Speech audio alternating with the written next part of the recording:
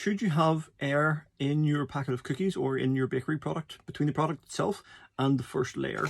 So should there be air inside this bag?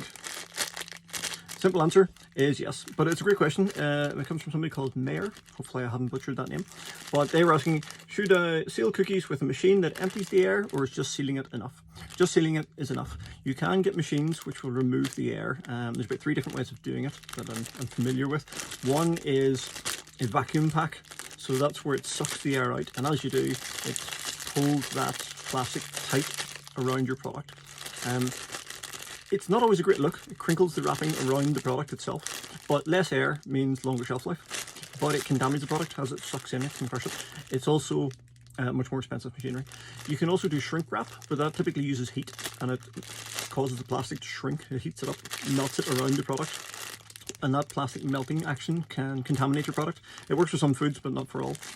But especially bakery products, which are soft, crummy, susceptible to breaking, cookies and things, it can break them.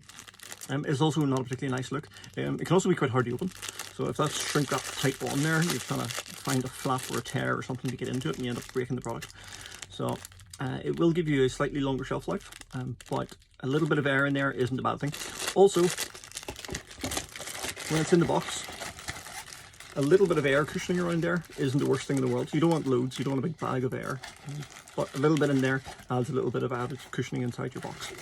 The third way to do it is to replace the air with another gas.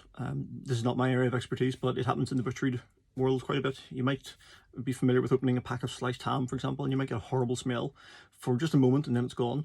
Typically that's nitrogen or another gas that's injected in there and it's forcing the air out to improve the shelf life.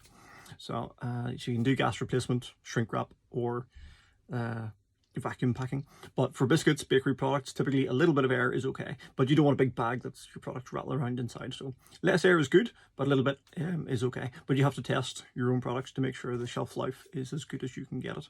If removing the air completely works for your product, then great, yeah, go for it. But it is an added expense, and those machines get more expensive as you go from just sealing to vacuum sealing and so on.